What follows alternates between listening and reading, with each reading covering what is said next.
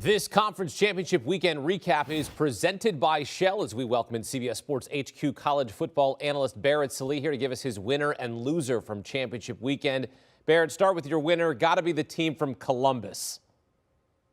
Yeah, it's your boys. It's the Buckeyes. You know, they were on the outside looking in. All they needed was a little bit of chaos. And obviously they got it Friday night with USC losing to Utah. So to me, essentially, Ohio State was in late Friday night. And then, you know, just to make matters a little bit more comforting, obviously TCU losing, a little bit of a help to Ohio State as well. But to me, the Buckeyes, you know, losing to Michigan on rivalry weekend, not playing, you know, they were sort of in the clubhouse like a golfer. And right now, I don't think there's any question the Buckeyes will be in. And quite honestly, I think they're one of the top 4 teams in the country. So they deserve to be in. So it'll be exciting to see that, you know, they were beat up towards the end of the season, especially at that running back position. It'll be interesting to see what happens when Ryan Day gets a full month to prepare and also get some more help at the running back position. How are we supposed to view Ohio State? And I say we as in the media and college football fans, not me, an Ohio State Buckeye fan.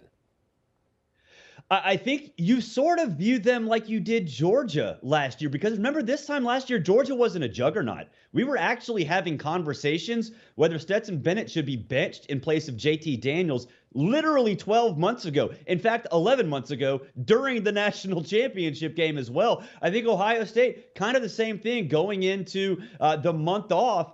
You kind of think they might be flawed. They still are flawed, and maybe they don't have things cooking, but a month off will certainly help. So I think you kind of look at them like Georgia, and maybe they do make a run like Georgia did last year. But I think it's fair to compare them to the Bulldogs, because I think a lot of people have forgotten this time last year after Georgia lost the SEC championship game, they were viewed as kind of that afterthought, that team that may be running out of gas. And that's kind of where Ohio State is, at least from a national perspective right now. Well, C.J. Stroud and company, they're going to get a chance at redemption. And of course, the only reason Ohio State's in the playoff is because USC lost to Utah in the Pac-12 championship. Barrett, I would say USC is the biggest loser on championship weekend, but you say it's someone else. Who?